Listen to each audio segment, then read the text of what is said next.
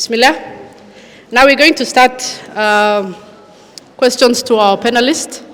First, allow me to reintroduce my panelists. I'll start with Honorable Umi Harun. Umi is a member of parliament in the Kenyan's 13th National Assembly. She's strong in terms of inspiring voices of women, and she's also deeply connected to women's issue. I have here Shamsa Dakhane. She's a security, governance, and capacity building expert. Next to her is Fatuma Ali. She's an entrepreneur. Dr. Fatuma Dakhane. She's a medical doctor. Yeah, so once more, please clap for our panelists.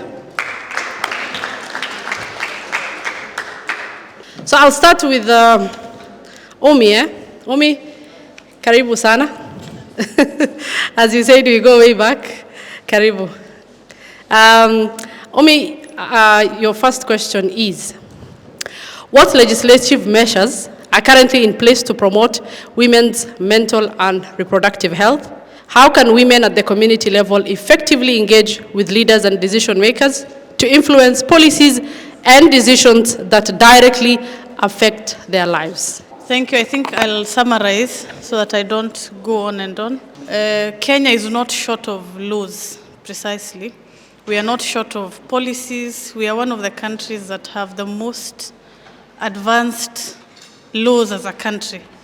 We are a legislation and a country that has, advanced because of the constitution that happened in 2010. So after that, we opened up our country into a lot of advocacy, a lot of laws.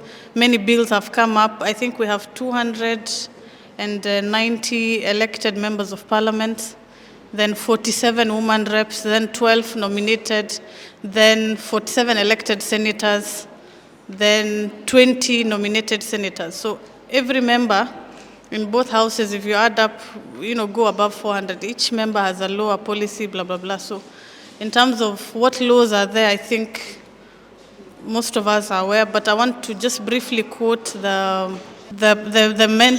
menstrual health management policy that was passed during COVID time, 2020, and that is a policy that has been done since 2016. So sharci ahaanna waxay sheegay in dumarka lagu caawiyo arrimahan oo anaga noo hooseeyo mambo sanitary pads, taxation ka in laga yareeyo, accessibility gabdhaha iskuulada joogaan sharci ahaan way qoran tahay. But then markay imaato implementation ka anagoo leaders ay isku jiifnaa because gabdhaha iskuulaha way aadaan. Do we have access to all these products? We don't. Maanta tuulaha hadaad aado baadiyo ku taalo waxaad arki gabar yar oo mara ka dhiganayso sanitary pad ka, it's there. So when I generalize by saying we are not short of laws, but we have poor implementation strategy as a country, that's a challenge we have. And I think as we are growing, we need to be more proactive as leaders. In a budget, kamarkaan hagaajinayno ay noqoto budget that is friendly to mothers who are in hospitals for maternal health care. Inay noqoto budget oo gabdhaha wax u tarayso. Inay noqoto budget oo, but anaga ahaan, as leaders, qof kasta oo qandaraasi waxan buu ka fikiri. So we lose out the most important things in the middle. I think data soo baxay maalindo showing that we have high rates of maternal death. So what are we doing exactly about it? Nothing. And when we ask us as leaders, we tell you, tunajenga maternity. But the problem is cross-cutting. Waxaad arkaysaa ruux kastoo wixiisa maskaxdiisa waxay noqotay seen lacag ku sameeya harako. Maamada markay istaalka imaato, you realize maybe the doctors have opened private clinics on the side. So somebody is giving instructions when they are not there. You find us leaders have not put in place the right equipment for the hospital. So what will make that mother not experience challenges? So the laws are there, the policies are there. It's just a matter of how exactly can we implement as the leaders of this country. I think that's the answer I would want to give, short and precise. Thank you, Honorable Umul Khair. My other question is to Dr. Fatma. Daktari, what are the biggest barriers women face in accessing mental health and reproductive health services, and how can they overcome? And also, another question, can anxiety or depression impact fertility or pregnancy? So we, like our legislature has said, that we are leading with the highest maternal mortality. And when you're looking at maternal mortality, we check the delays. And in delays, we check, is it the first delay? First delay is it to do with attitude of the mother accessing healthcare, okay? But when you look at our setup right now, many women do not have access to transport to go to the facility. It can be due to their attitude also to the facility. They believe that traditional birth attendants are better in offering services than the hospital, and they access healthcare when it's very late.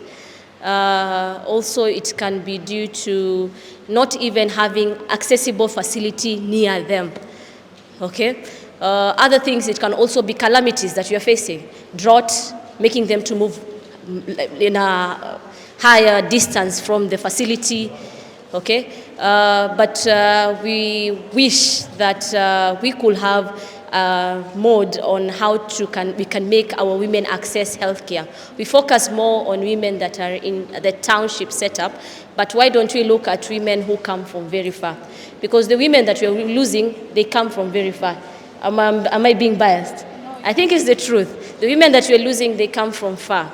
So what can we do as all like women to uplift these women so that they can be able to come to the facility? And is it Garissa level 5? Is it the only facility that we can help women? There are other facilities that we can broaden to help our women. Okay, that is having access to blood when it's necessary, having access to antenatal visits. You know, women, they should not just come for delivery. Before fertility, before acquiring conception, they should come for preconception care. Okay, that's when we give them folic acid, advice. Also, you can alleviate many problems like anemia, congenital anomalies in pregnancy, risk in pregnancy, you see. So what can we do so that women can access our care where they are? What can we can do that they can get specialist care where they are? Whatever we find a fraction. Every time I wake up in our clinic, we see 70 women. 70 women, the population in Garissa. No, we have a lot of women who need those services. So what can we do to open these services to them? Either organizing transport facilities, transport that is maybe transport that is known by the chiefs who can help mothers come to the facility, broaden facilities in this setup. Is it level 4? Broaden it. Blood should be available, a good delivery room, ANC should be active, community health workers should be active. Okay, our women should be educated. You should teach. Even if I find a woman, whenever I find a woman, I always take. Sima knows me. I will talk. I will even teach her anatomy. I will even teach her physiology so that she can understand her condition. So reproductive health literacy should be more. I've given my services to women in Masalani. Mashallah, they are very educated in their reproductive health literacy is tick, tick. Dadaab, tick, tick. But there's another sub-county that I went to. Yes. My God. We need help. They need to be educated. Just that education where you go and tell a mother that ANC, you should come for ANC. Most of the women, she has 10 pregnancies. None of which she has delivered in hospital. None of which she was given, she seeked antenatal visit. Okay? She has fistula or perineal tear. She has other problems. What brought her to have that? This is 15 years of devolution. What made her to have that? Is it not our own failure?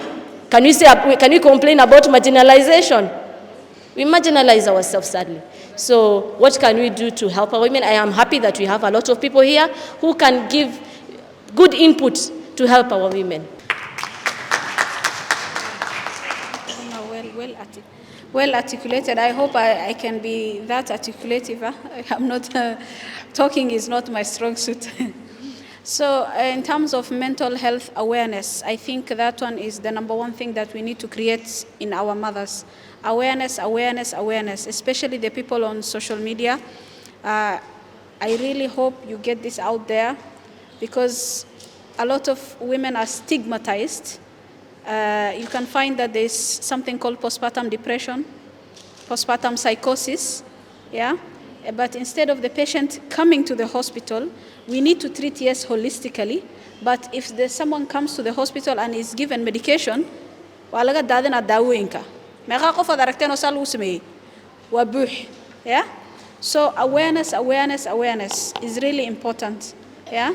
Also our mothers, because of our systematic, I don't want to say we have misogyny, but more of the patriarchy system,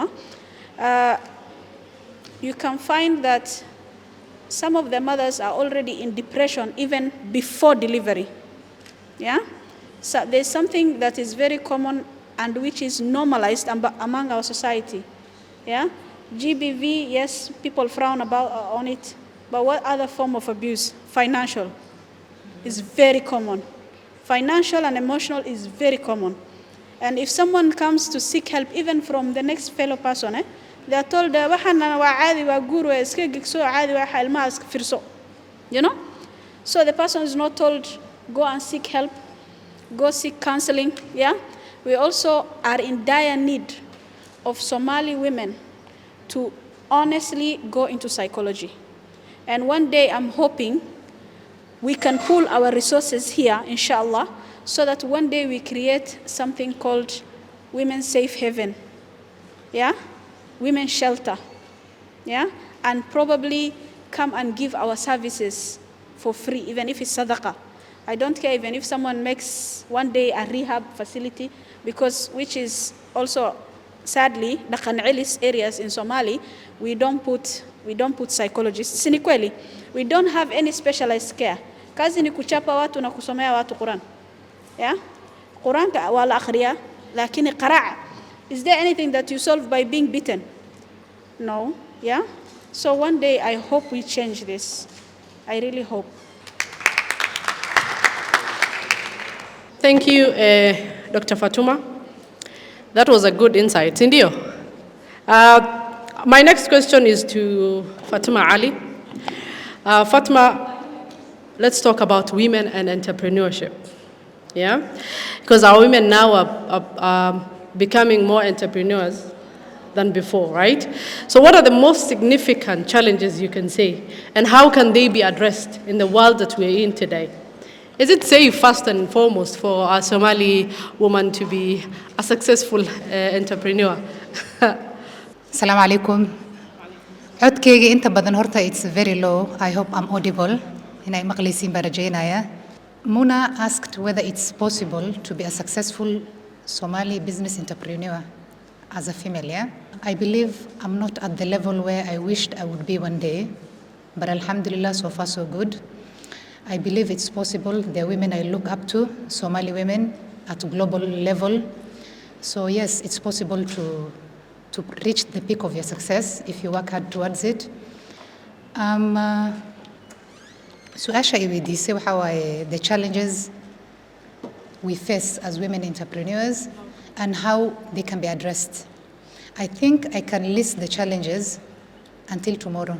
Tunaweza ongea mpaka kesho, hazitaisha. But if I highlight the most important ones, as a woman, the most difficult challenge you'll have to deal with as an entrepreneur is balancing personal life with your business. And if you're a mother, it's even worse. That's the main one.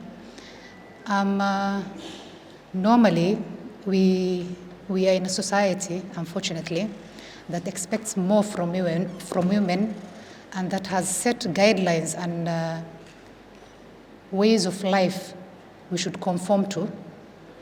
Si waxaa jirto ay bulshadeena Soomaalida noo samaysay inaan u noolaano haddaan nahay dumar, waxaa laga rabaa inaa guriga gacanta ku hayso, waxaa laga rabaa inaa ilmiga gacanta ku hayso, and people expect you to be a superhuman being, which is impossible, yeah? But if you maybe work hard, you can achieve something close to that.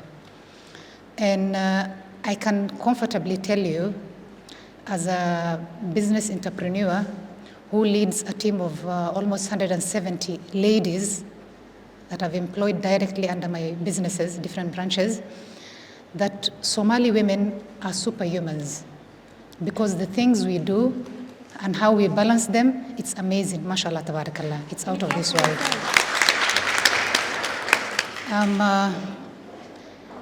Marka, to balance that, to balance your personal life with your business, way adag tahay. But still, you can do it. If you're married, you can sit down with your partner. You agree on how you're going to handle the family issues, where you need help, where you would want him to chip in, and the efforts you need to put in to achieve your goals. Marka, the key factor to overcome that is communicating with the right parties on how to overcome that. The second challenge I would highlight is lack of access of funds for most of upcoming entrepreneurs. We normally don't get the financial support we want whenever we have ideas. Waxaa laga yaabaa marmarka qaar markii idea intay kugu soo dhacdo aad raadiso qof kuu maalgeliyo dadka qaar inay ku arkaan inaa waalan tahay. I would give you a simple example that I've experienced. Alhamdulillah, I had the financial muscle when I started Quindom. But my first branch is in Ushirika, and by the time I was opening it, I took up the ground floor space of the whole building. The mic is not behaving, yeah? So I took up the ground floor space of the whole building, and I remember the leaders of the management company I leased the space from approaching me. Waxay dhaheen waxaanoo dhul ma islaama ku xarayn rabtaa maxaa ku qaban rabtaa xinna iyo timo la hagaajiyo waxaan ahayn maa ku qaban rabtaa. Marka, I told them I have a vision. I know it's achievable, it's attainable, and hopefully one day, one time, you'll have a different view of the one you have now. Fast forward 3 years down the line, Nairobi waxaa ka noqotay trend. Dabaq kastoo cusuban oo la dhisay hoostiisa gabar raadinayso oo saaluun inay ka furta rabto in la helo. Marka, alhamdulillah, saaluuno badan way jiri jireen before I opened Quindom. Anigii idin la hadlaayo saaluun baa ligu soo koriyey. Hooyadii waxay ku lahaan jirtay dabaq la dhaho Bata oo ku yaalo along First Avenue, now named after the late Yusuf Haji, Allah naxariisto.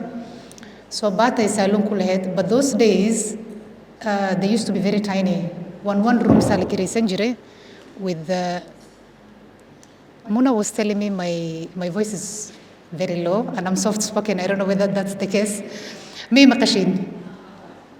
Marka saloon hortay uu jiray, ani naftirkeyga waan aadi jiray, isli baan u aadi jiray, but the idea I had at that time waxay ahayd meel weyn oo dad badan deeqi oo wax badan laga heli oo gabdho badan opportunity siini. You know, you don't go to school and finish high school or maybe go to university and get your degree and diploma and expect miracles to happen. Magaalada markaa lugayso ama wadanka markaa lugayso, especially nan Soomaliska markaa la sheekaysato, waxaa arkaysaa dad wax barteen. Markaan ku dhahay wax barteen, you would meet people who scored straight A's at their high school levels. They were lucky enough to get maybe government-sponsored degree programs. Way dhameeyeen. Warqad ma la cunaay moogta. Degree markaa qaadato ma cunaysid. Maalinkaan dhahay saaluun baan furi, qofka ugu horreeya ila dagaalanay hooyaday bay ahayd. Waxay ugu dhahday waan ku soo koriyey, dhib baan kugu soo koriyey, Nairobi qabowgeedan kugu soo koriyey. And maanta markaa wax baratane, shaqada ani aan qabanayay barata inaan qabato. What's that? Marka waxaan dhahay hooyo shaqada qaban rabtaan rabaa inaan qabto, but si ka duwan baan rabaa inaan u qabto. It doesn't mean inaan intan dadkii wax u qabanayo, and you know, marka challengeska visionka haysato qof kasta ma kula arkaayo. Funding marka u baahanta waxaa laga yaabaa the right people inayna ku caawinin, but that's okay, you know. Some people might be lucky inay waxaa laga yaabaa lacag helaan oo dad dreamskooda u fuliyaan ay helaan. Marka waxaan dhihi lahaa to overcome that, dadka oo xoogoo muscleska haystaan oo awoodaan financially inay gabar ama dhalinyaro riyo haysato inay u rumeeyaan oo garab istaagaan. The third challenge I would highlight waxaa waaye in self-doubt. You know, you can be your biggest supporter. Riyada ugu horeyso adi maskaxdaada ka abuurmi. markay kugu abuuranto ha iscaburinin you know ha iscaburinin hadii naftirkaaga isla sheekayso Sheekh Mustafa maxaadiro uu jeedinay baa hadda koor maxaan ka dhageystay dadka hadda joogo inta waalan iyo inta fiyo yani kee badan waxaa la dhahay inta waalan badan haddii lagu diro telefoonada iyo you know nowadays we have phones telefoonka inta dhigato ba isduubi kartaa waa isla sheekaysan kartaa that's fine I do that once in a while yeah isla sheekayso aad ismaqal the same way riyadaada dreamskaaga fan 001 adi u noqo adi is aamin self doubt meesha ka saar markaad meesha ka saarto wax kasto uu ku hor yaalo dhagaxna ha noqde waa achieve garan kartaa the last challenge I'm seeing Muna trying to get the mic from me the last challenge on arkaayo waxa waaye gabdhaheena entrepreneurs ka rabaan inay noqdaan and normally we try and copy the wrong role models.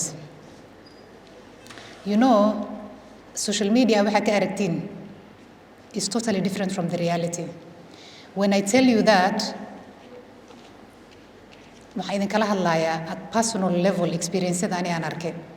And when I tell you that, I'm talking to you as a social media influencer because my official business handle has more than 500,000 followers in TikTok. And it gets like, I think, 20 to 30,000 views on somewhere called Snapchat and almost 50K followers on Instagram. Kameradayda markaan furo on soo jeediyo, I can pass any message I want to. But the reality on the ground is different.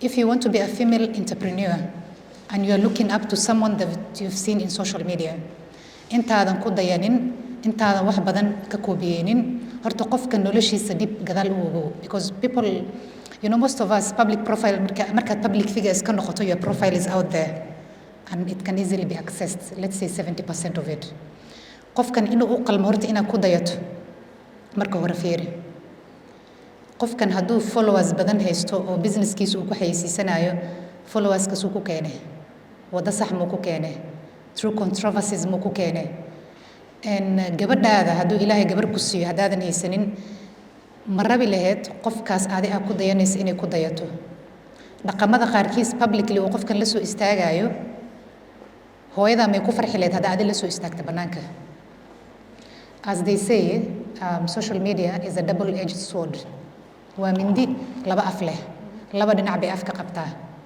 I believe I'm not utilizing it to the best level I would want laakiin waxaan isku dayaa inaan noloshayda private-ka iyo tan public intaan kala saaro markaan account-kaas furaya inaan lacag ku sameeyaan u fure inaan ku soo koobo inaan lacagna ku furo at least na dadna ay ku fidnoobin because of the things I pass across that media marka following the wrong role models aa gabdhaheena inta badan lugoysaa waxaana looga hor imaan karaa qofka intaadan ku dayanin marka hore inaad proper background check ku sameyso due diligence sameyso and if they are worth it inaad ku dayato because aniga xataa still dad badan oo ku daydaa jiro oo qaarna islaameen qaar Soomaaliyiin maasha Allah tabarakallah dadka aan fiiriyo umi waxay dhaysa Faadimo wax badan baan ka baranay Moshimo umi but ani she's a role model to me da ahaan way yar tahay but maasha Allah tabarakallah markaan arko because I have an interest in politics and I follow most of the parliament proceedings markaan arko the kind of representation we have now waxaan haysan jirnay awal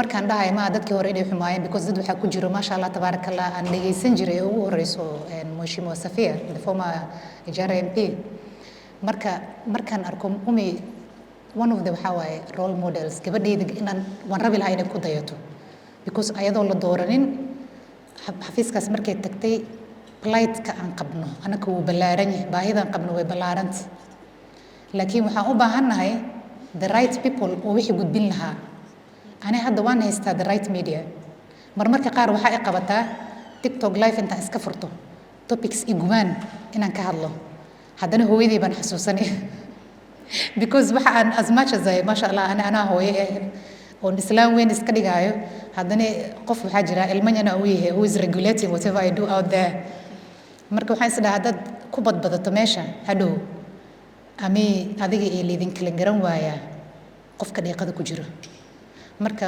maadaama ayada ee meel masha Allah joogto codkeedana uu meel fog gaarayo we are happy with what she is doing role modeladan ku dayanayna kamid tahay marka girls waxay idin dhiila pick the right role models ku dayo insha Allah waad gaari waxa rabto. That was a beautiful insight. Anigana haddaan ku darsado xabad role model in terms of role model, it's true. Do a background checkup or do a background check on the person at fiirsanayso. Ani myself hablaha yar markay yimaadaan oo yidhahaan muna waxaan doonaynaa inaan adi camal noqono waxaan yidhahdaa dee maya. You can do better than me. You can be better than me. Waxaan waan soo qaban waayey adu waa soo qaban kartaa.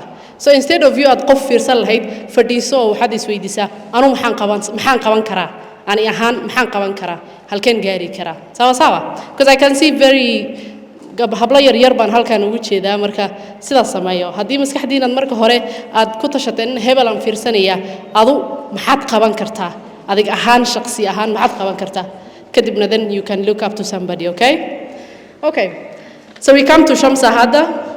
Shamsa, my question to you is, what unique mental health challenges do women encounter in the security sector? And in what ways can communities either exacerbate these challenges to help address them?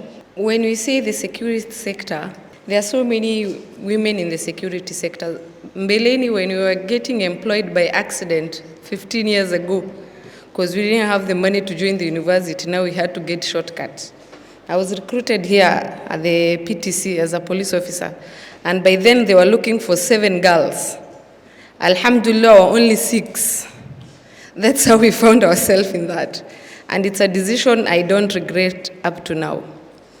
And there are so many challenges in every professional, but now for the security sector, it's a male-dominated field, as we know it. Being a woman in that sector, it entails a lot. First of all, in our community, of which we are so proud to be in, Somalis, by the time we were joining police officers,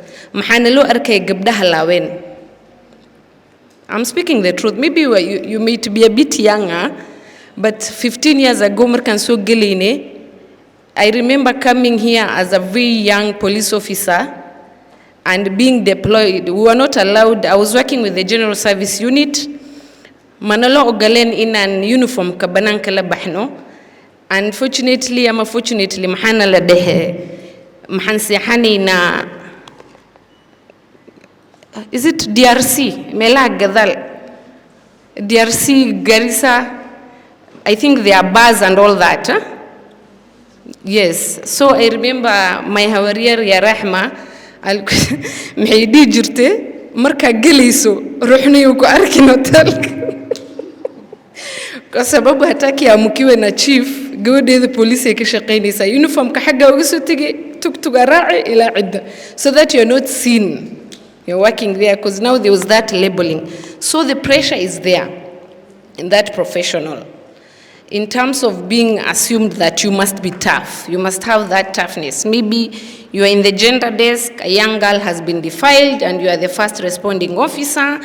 No one, I have seen Zaytoon has a very good platform, but it's a discussion we need to have in terms of now bringing the police not only as the prevention part, but them also knowing how to deal with that situation individually. Because being in the security sector, I'm also a trainer. I train police officers, especially out of the country in the Somali region. I'm a very good Somali speaker, and I'm out there. So she's my sister, and she's surprised that I can speak very good Somali. So one thing we forget is that police are also human beings. Uniform kanku arkina, we just assume the gun and all that. This is a human being, she's a mother. I remember carrying my first pregnancy and I wore uniform up to my 8th month. Because I could not speak for myself and I didn't have someone who could speak for me. But at the moment, alhamdulillah, things have changed. How are we overcoming this issue? I'm so glad Nimo came up with this plan. Because it's something that I will also tell my fellow officers that as much as I'm no longer there, I still work with them in one way or the other, that there is a space where you can be listened to and heard, and you will not be judged, and you will not be expected to be tough because you wear uniform. Everybody assumes we are najisot. Kindly let's be kind to them whenever we see them. Thank you to Shamsa. And we're going to finish up with Siman. And Siman can just give us, we'll give you 2 minutes, Siman, and then we'll ask a question from the audience. Tell us about issues that matters in terms of gender-based violence mentally. Siba hablaha Soomaaliyeed bariyahan waxaa ku soo batay social media saad u arkaysid gabar Soomaaliyeed baa sidan lagu sameeyay gabar Soomaaliyeed baa sidan lagu sameeyay. What is the mental problem that even the parent of that child is going through? Assalamu alaikum gabdhahaynada. Waxaan yongeki Soomaali kaasan ku mahmahay karaay. He cases gender based violence iyo dhibaatooyinka anaga nooga imaato. Sida tuulooyinka qaasatan tuulooyinka aniga awareness aan ka shaqeynaya 4 years. qaasatan ani awareness aan ka shaqeynaya waxyaabaha aan mara like sida early marriage waxyaabahaas igu dhaliyay inaan dadaalo oo gabdhaha garab siiyo. Most of things hadda magaaladeena ama dadkeena haya waxa waaye defilement mid raping defilement waa kala mid gabar weyn oo gashaantay oo dur lagu kubsado iyo ilmo yar oo saqiir oo adeer ama sana wixii guriga la joogo kubsado, and then gabdhaha social media lagu caayo, gabdhaha videoyaha laga duubo oo la dhaho waan kugu rikaad gareen qarxis oo awood ay ku sheegatay ay qabin. The cases oo anaga noo imaadaan gabdhahan oo naloo sheego maxaa kamid gabar ku dhahayso wiilkan 5 years 10 years aan la sheekaysanaya xorriyadna uma lihi aniga inaan ka tago, just wuxuu iga hayaa sawir yar, sawirka taasi tabarracdo is not big issue weyn bama aha waxaas waa wax yar oo laga yaabaa in intan biska qalaalanta laakiin waxyaabo fara badan buu just sawirka awgi ka sameeysan. Midda ugu daran waxa waaye aan aragno hadda madoogaashay gabar waxa laga kufsaday qaasatan example 13 years jirto dhakhtarada caawinaysa waatan waa Dr. Halima, and then Zaytun case weyn ugu la jirtay iyo Faduma Badi iyo Fatuma Wahed tulikuwa wengi lakini hiyo kesi imechukua tu 1 month and a half. Msichana hatujui venye imetendeka, wilil ba waten wala soo kufsada, and then tulileta Madogashe police station iliandikiwa report, and then tulipeleka Madogashe hospital waliandika P3 ambaye sio correct, tulileta hadi Garissa ndio hiyo daktari aliangalia vizuri, and then kesi ya msichana haijaenda mahali yoyote. Hakuna, tulipeleka rescue center, msichana ako kwa rescue center 1 month and a half.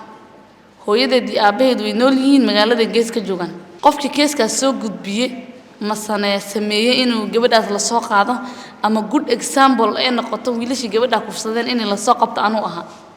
Anigi parents waxay weydiisanayeen hadii ma gabadha anada naga xirta masana noo soo xirtay. Gabadhii baa la xiray rescue center lagu xiray in la soo watan waa la diiday. Keesi ay yendi maaliyayote. Soo marka cases noocaas ah jiraan. Second gabdhaha hor socodka rabaan sida anaga oo kale dhibaatooyin baan haastaan aqwado oo anagana lagu sameeynayo qasatan example aan iska soo qaado because ana qof kale example u qabsado ma jeceli. Aniga gabarda yaro waxaan ahay soo hawootay oo siyaasad amal rabto gabdhihii waxa comment ka caan waa gabdha waxa ku xaman waa gabdha waxa raga ku baangeen waa gabdha. Actually aan inta la eegyahay gabar baa inta la soo caa lagu dhigay gabadhaas ima gare isku dayday in aan ideed gareeso niman iga gadato. Soo marka gabdhaha ma gabara isku taagan mise gabara wax ku sameeyay barsaatigi waa hadlaysa gabar walaasha gabsaarka jiid way ka rid maxay kugu saacideys ina cawradayda la arko maxay kugu saacideeyeen.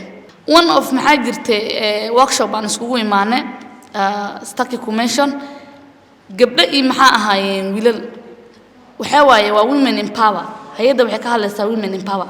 Most of them waxaan ugu jiifaa gabdhaha hay'adaha wadaan waxay shaqo ku soo qaataan ama lacag ku soo qaadaan inay women in power gareeyaan ama gender ka hadlaan.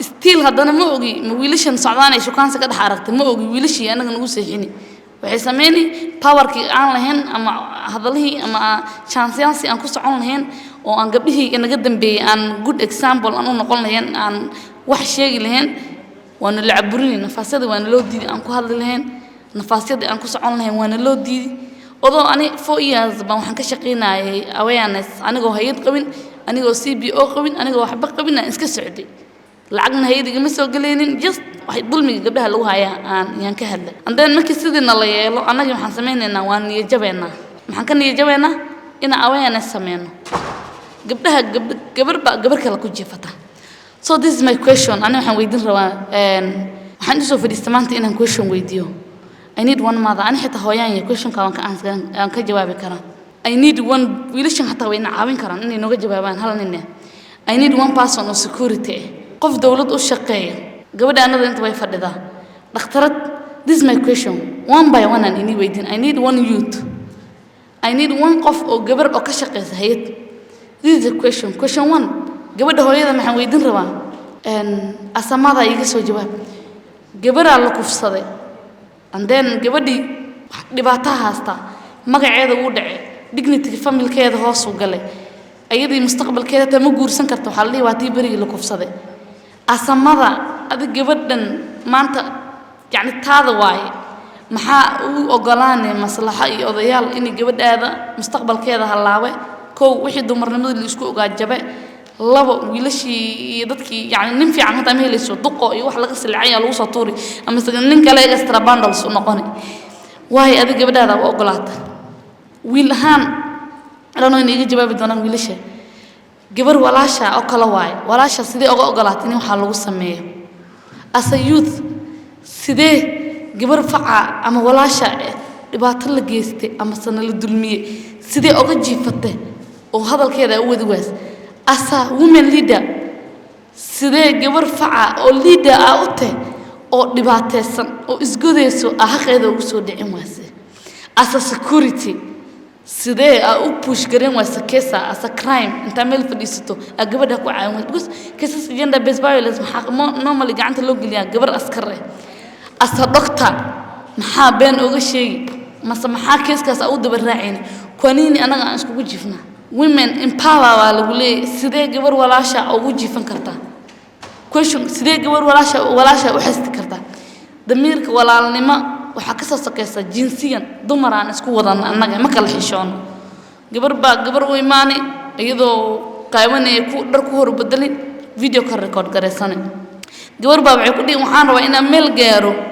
qofkana iga horeeya kal iige ee ku dhig gabadhi gacanta ma qabanaysid and then gabar baa waxay u baahan tahay one sign from you hadduu nin rag uu gabadha ka haasto signkaas ama shaqo eete ama ninkan confirm chief officer uu noo yacamal bilqaaya ayno gabadhaas uu soo mari damiin waa loo farweynada gabadhaas waa qasab ninka inuu wax ka soo sameysto xafiisyada ma tagi karno just because of nin hadda gabar baad meel aan noo istaagtay reasonka gabadha kale u ciili maxaa waa ani waxaan ina dhihi lahaa gabar yar oo gabarnimada ku weyntahay ina gabdhaha ama hooyooyinka xaqooda la soo dhiciyaan rabaa markastana waxaan u ooyaa gabdhaha maxaa loo ciila waxaan la dardaarmi lahaa gabdhaha hay'adaha qabaan NGO-yaasha la shaqeeyaan xasidnimada gabdhaha ay ku haysiin daaya women empower wax ku soo qaadateen mumekuja ku empower sisi fanyeni kazi na sisi kama unataka kufanya kazi na sisi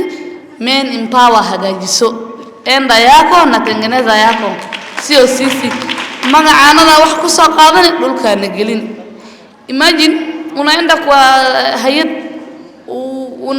unaandikiwa bill waseexan shan weena meel joogta anoo ilmo nuujinay oo cunug aan gabar oo soo tagay cid joogta naagti wax yar oo aan ii qor iga sii xasido ma gabar ba ilmaan ka soo tagay diaperkii bambaskiisa la haasta ka soo gudub gabadha anoo xaamile oo loo hay barar sida gabadhan oo kale wax yar oo aan igu talagalay iga sii xasido ma gabar ba magaca gabarnimada xawaal hada gabdhaha wax u tareenin han lugtaana soo marinin marka waxaan sheegay gabdhaha ha isgarabsiyaan su'aaladeydina ay wishina ay qortaa minigana aan xasuusatin midna iga soo jawaabtina rajeynaya microphone-ka markii la dhiibo especially hooyooyinka thank you Simon sida caawa teamka uu yahay nafis night way nafisaysaa somaha hallo saabiide Simon okay so Nimo you have 2 minutes Hi again. I'm really glad that this is going well, and I'm really glad people are opening up. And I really want everyone who's out there not to look at the panelists only. There are sticky notes on every table. Please note your questions. After this, you're going to ask the questions, inshallah. Okay, I think it's time for me to take questions due to time. The reason why I think that case has not progressed is whenever you see a case, you'll warrant to do a P3, to fill a P3 for the case to continue. And if you want to fill that P3, wacha niwaambie mali ukora iko. If the case was reported in Modogashe, the police officer in Modogashe should bring that P3, we fill with that P3. Can I tell you, up to now, I've not filled that P3. Whatever I've offered is treatment, and my notes that I don't know where it disappeared to. So, you are our leaders. I don't know where ukora iko, but I've tried my best. You know, I've called the gender desk, we've called the human rights, and I've tried to look at where, because if I fill that P3, the case will proceed. But if that P3 is not filled, there will be no case. So, on Monday we are at work. If that P3 will come, plus the treatment notes, I think the case will proceed. And not in Modogashe, Garissa. Let it come to Garissa. Because when was it? September. We saw that lady in September. She's just 13 years. She's 13 years. Up to now, she's in rescue center. Garissa, here rescue center. No justice has been served. No P3 has been filled on our side. Whatever we've given is treatment. Still awaiting P3. Perpetrators are still walking. It's quite sad. Even you can see Mheshimiwa is crying. It's really sad. Because why are you holding up a young 13 years? Ajona mamake na babake wamemweka mahali. Yeye amefanya makosa gani? And I tell you, the injuries that were there, they were extensive. How watu wanafaa kushikwa na kufungwa. In Garissa, when a case is reported, when a case is reported, Garissa siku hizi rape imekuwa normalized. Sijui kama mmenotice, there are some bullets that sanana ikifika kama bula Sagarai is impossible to walk. Have you guys noted that? It has become impossible for women in Garissa to walk after 1 p.m. maxaa waxaas nagu qasbay ilmaha waa la iska qaban karaa waa ilmo magaalo ku dhashay waa dad la garanaayo he askarti hadda wax qaban leedahay bal walaalayaalow isaan isku dhaanno madaktari. I think report kan ma noogu horeyso hadda arrimahan oo kufsiga iyo defilement-ka ma noogu cusbo, unfortunately maadaama anaga muslimiin aan nahay dhaqankiina uu iska xumaaday hadda. Personally, before and siyasa aan galin, I was in the space, the gender space, gender desk iyo waan qabnay, the technical working group waan la shaqeyni jiray. I mean up to now waan la shaqeeya. Dhibka jire oo hadda jiro baado waa the same thing. Maslaxa runta haddaan isku sheegno wixii dhan waxay noqotay ceeb waayaan hoos u dhigno. ceebteena ayaana banaanka keenay. Gabadhi waa la faraxumay, but you see how patriarchy is structured. The ceeb always falls on the lady. Ayada dhibaato loo geystay raggi ma koosa male wixii qabiila lagu dhameeyay. We know annaga magaalada waan deganahay qabiila lagu dhameeyay. adeer heblo waa soo gali lacag baa la bixin qaaraan baa la guri ceebta gabadhi la fadhida. I had 2 cases, I remember. I think, Daktari, you were with us that time. 2020, we met with Fatuma Wuhead and Fatuma Badi. Qofki kootini saad oga sugayso cidii socota ku imaan kuleeda waan heshiinay, and the case is withdrawn.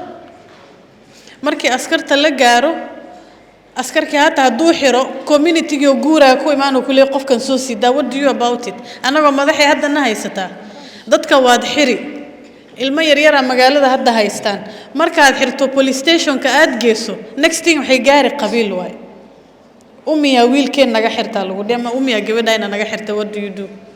dhibaatadii marna adiga madaxda kugu soo noqoni marna dhaqan xun oo anaga aan yeelanay Soomaalida ku jirta meesha. For this case waan la socday. I spoke with Waziri, I spoke with Badi. gacmay taagatay. I remember Badi had said to me this case is too complicated. Labada dhinac ba culeyska meesha ku jiro lama garanayo. I know you guys have done your best. Siman, I don't know what to tell Siman. Haddaad hadda oynayso safar dheer baa ku taala my dear. Maadaama waxaad hadda gal rabto siyaasad inay tahay. You have a long way to go. waxaad ka naxdaad arki, waxaad waxba ka qaban karin aad arki, especially haddana markii adiga madaxdii aad tahay culeyska dhan aad lagu saara, because the person oo xilka koo hayo both aakhir ruuxi la weydiin doono koo waa qofka siyaasiga oo xilka qaaday maxaad qabatay shaqadaas hadda doonaysa insha Allah waad ku guuleysani dhaxda xiro. You have a long way to go. But annaga as Somalis, as Muslims inaan fariisano dhaqankan xun oo yeelan aan ka hadalno si loo wada shaqeyn lahaa, sidii garab la isku siin lahaa, sidaan arrimahan hadda na soo gaareen aan wax uga qaban lahayn. Because runtii as long as we have the qabiil factor in how we do things, or maslaha or ila chinyamaji habartay we will not progress. But I think hasha arino hadda aan ku farxay oo baarlamaanka hadda sharci ahaan la keeno waxa waaye already constitution ka Kenya ma ogola arrimaha dilka murder cases ama rape cases in lagu xaliyo maslaha. Already it's laid out in the constitution. Alternative dispute resolution is there, it's allowed, but not on murder and rape. But still, because of dhaqanka dadka jiro, there is a new legislation oo hadda la keenay oo na mari doonto to re-emphasize the same. Once that sharci passes, hata duqa waalidka gabadha dhalay hadduu dho gabadheeda ani maslaxaan ku xiliye lagama dhageysanay toos kootini aadi. Hadda they have that right to withdraw the case. Markii kootini waalidka has the power. Sharcigan hadduu maro waalidka power ka ma haysanayo. The power of the parent making that decision is completely withdrawn. And that has only been done because of the dhaqan that we have. And Siman, I'll give you one advice. Kulli ani siyaasa kaaga ma ana kaaga soo horreeyay. Horta intii lagu amaano ha sugine. You will never get that. But don't feel as if dumarka garab kuma siinayaan. There are many women out there oo ku garab istaagi doonaan compared to halahan yar oo meelaha kugu caynayaan. Focus on the bigger picture. qof kasto maanta siyaasad ku soo gasho dumar haddaad si hoos ahaan u weydiiso ani haddaan iska bilaabo waxa ay soo gacan qabtay is a lady who saw me and said I think kursigan waad u qalantaa.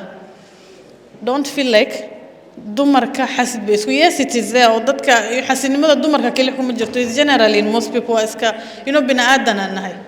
But there are many women who will hold your hand up. You are young, I think hata 22 ma gaarin. You have a long way to go. Feel confident in the spaces of women. I've worked with Dr. Halima. I've worked with most of the women here. And I think markaan hadda inta aan fadhiyon ayaga aan arko waan farxi because shaqadan soo qabanay meeshaan isla gaarnay to kasta meeshii joogtana she's doing more. Even the ladies in the NGO space, they are doing more. We appreciate what they do. Annaga hoos ahaan aan isku xaxagano, yes, but when we come out in those spaces aan gacma isqabsano. Personally, I've met many young women oo siman camal oo hadda kuraas u doodayaan. I'll hold their hand, including kuwa ila tartamayna. I have no problem because hal ruuxu u dhaxeeya kursigaas aan doonahay maanta. Ama haddaan ku guuleysto ama ayaga ku guuleystaan is not the end of my career. Haddaan kursiga ku guuleysto, well and good. Haddaan ku guuleysan waayo, I have my masters, I have my degree, ilaahay baa meel kale. Laakini I will never, ever pull a woman down. That's the spirit we should all have as women. Haddaad beecsharo soo gashay, haddaad dukaan furatay, haddaad ganacsi leedahay, call each other. Ani haddaan fadhi maanta u yeerana waan idin yeer waxaan dhikaalee garab isiya. Same for you guys. Intan oo gabar oo aragtona garab ay ku yihiin. You and any other aspirant out there. I think marka albaabka ka soo gashay, everybody was welcoming you. That's the spirit. So halaan yar oo ku caynayaan hadda ka hor abali dilay baarlamaanka dhexdiisa and I survived that, so don't worry about it.